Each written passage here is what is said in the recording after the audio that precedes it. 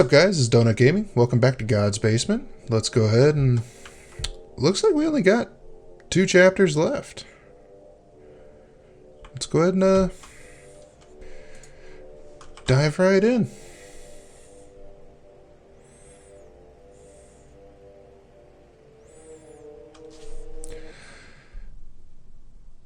Alright.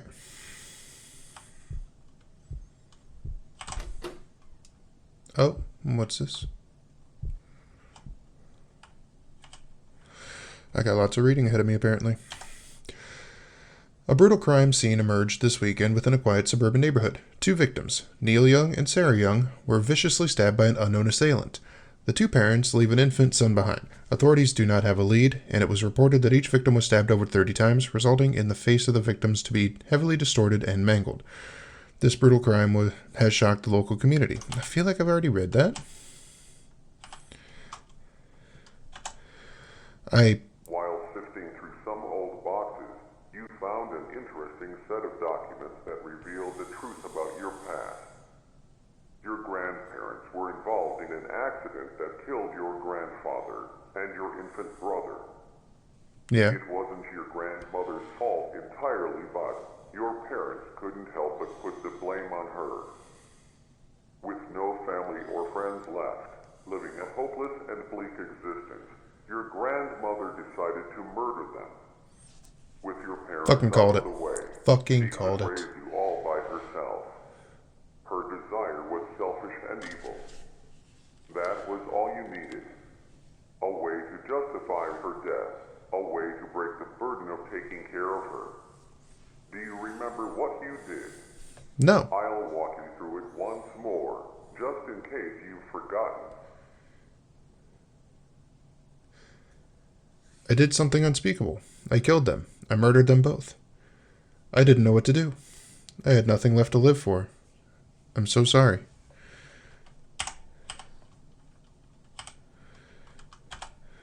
They never answered any of my letters or my calls. I waited an eternity to hear the sound of their voices. Dear Mother, sorry I haven't been answering your calls. I know it wasn't your fault, but losing Kevin and Dad has taken a toll on all of us. I think Sarah and I just need some time to grieve and accept what happened. Take care. Your son, Neil Young. Fatal driver. Yep.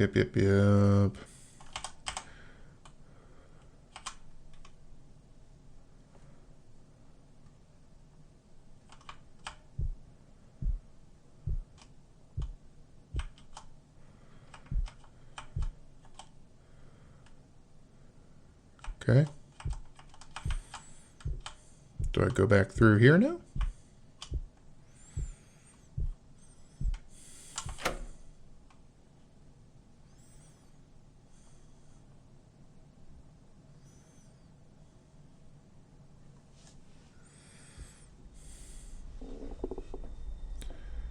Oh no.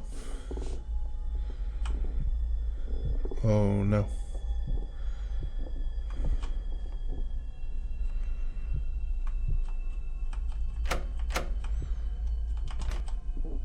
That's Grandma's door.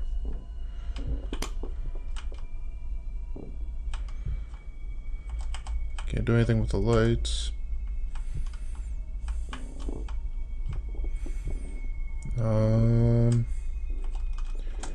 Get the knife, get the new radio, get the phone, place the knife on her bed, place the old radio, or replace the old radio, place the phone on the table outside the door, wait outside her room. No.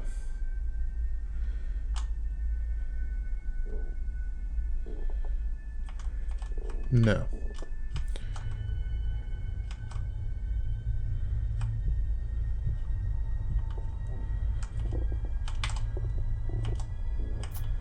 Knife.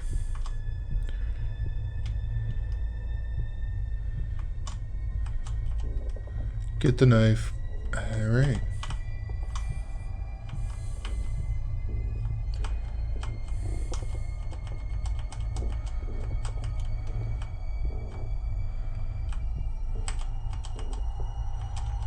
You're not gonna let me place it on her bed? Do I have to get all of these things?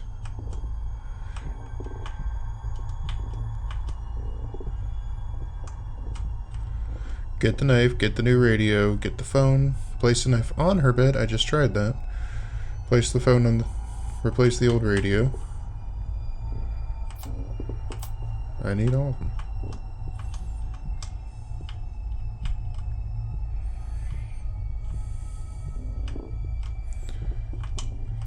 Knife. Replace the old radio.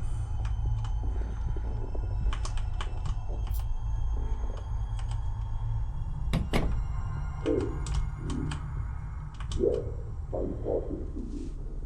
Are you listening to me? I know that I might seem suspicious, but for now, I'm going to need you to trust me.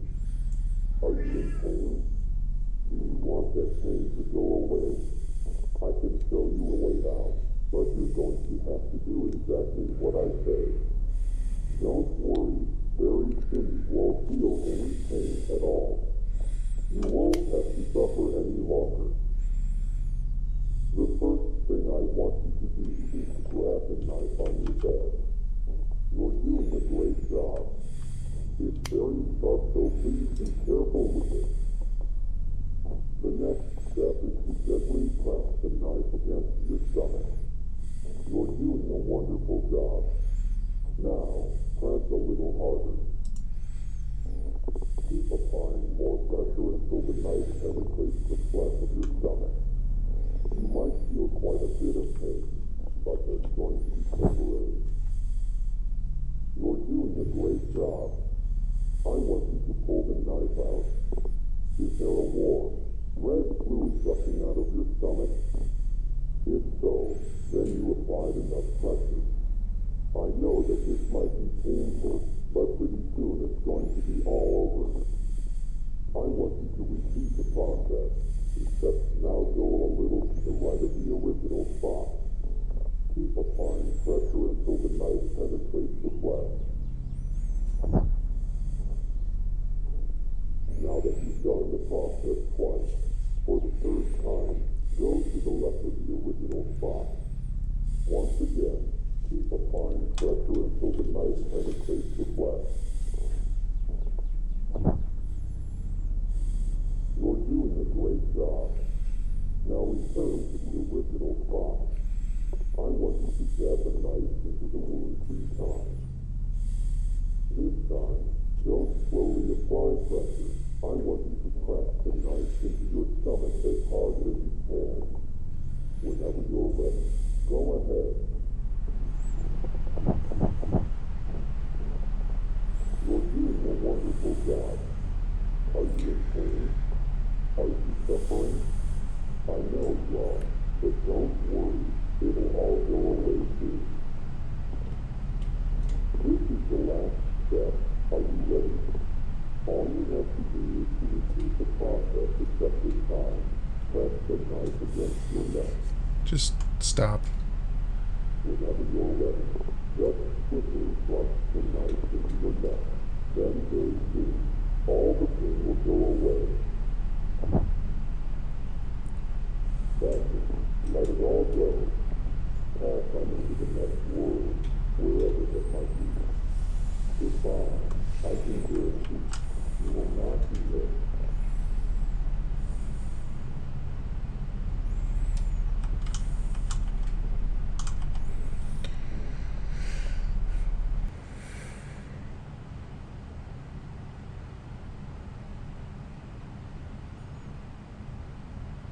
James, you murdered her. You knew about her delusions. She always talked about the man in the radio, so you decided to become that character. You replaced the old radio and then played an audio file telling her to stab herself repeatedly with the knife. You knew she was delusional and had episodes of schizophrenia. She followed your instructions and eventually bled to death due to her self-inflicted injuries.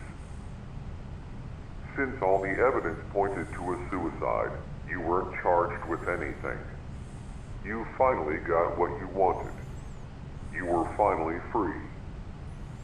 You might be wondering how exactly you ended up dead.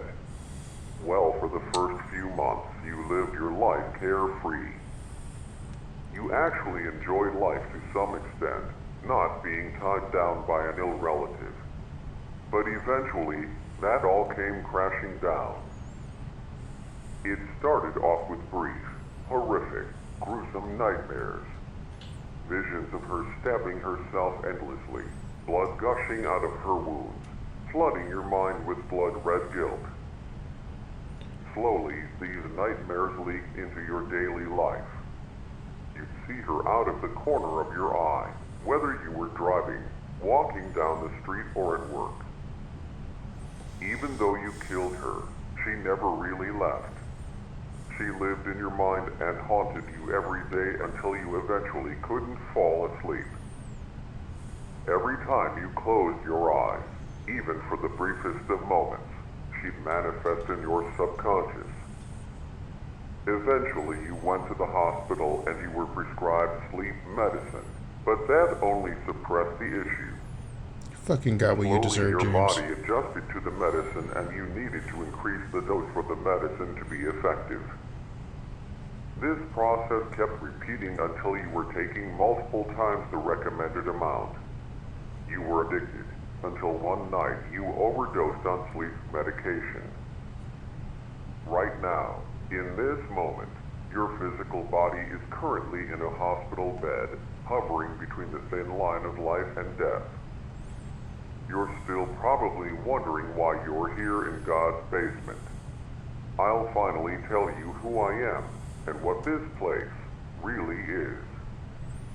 God's basement is a realm for those who have committed great sin but are still redeemable. The individuals that arrive in God's basement relive their own versions of hell, allowing them to reflect on their life and watch their slow descent into evil.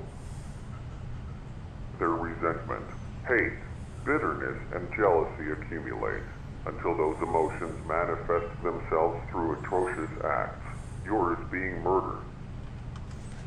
You were backed into a corner, watching your life slowly pass you by. All those opportunities you sacrificed. All that potential wasted. You became bitter and resentful. Many could sympathize with you. Many might have even done the same. You were hopeless, and it felt like you were inside a living hell. Now you're in I am hell. called the Operator. I am an entity that manifests in God's basement. I manifest myself in different ways depending on the person.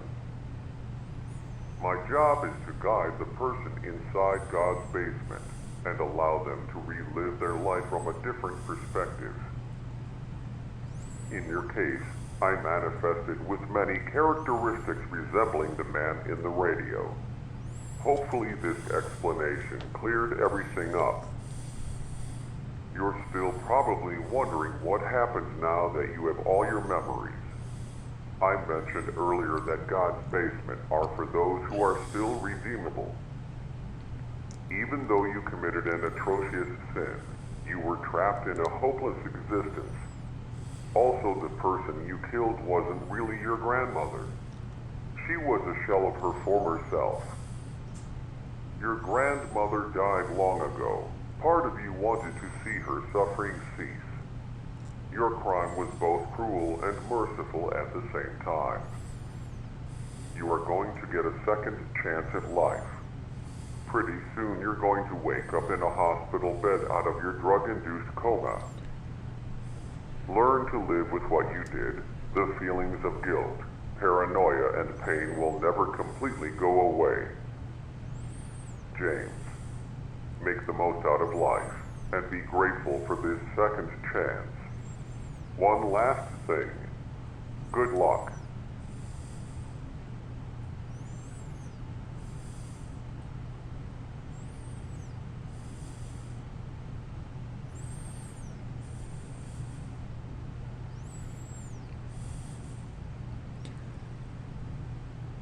Well, oh,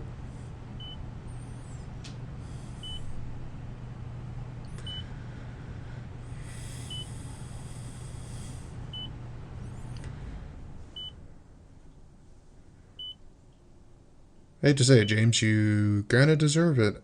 But at the same time, I mean, he's right. It is kind of a mercy thing. I mean, you see it all the time in, like, ICUs and things like that. I mean, where is that line? Where is it a mercy? Where is it cruel? I mean, what life did she have left? I've said it numerous times to many people. If I get to the point where I'm like James's grandma, do me a favor, do me a solid. I'm gonna smack him. Don't let me continue on. That's no life. You know what? I dogged this game multiple times throughout the playing of it. I kind of feel bad for doing it now.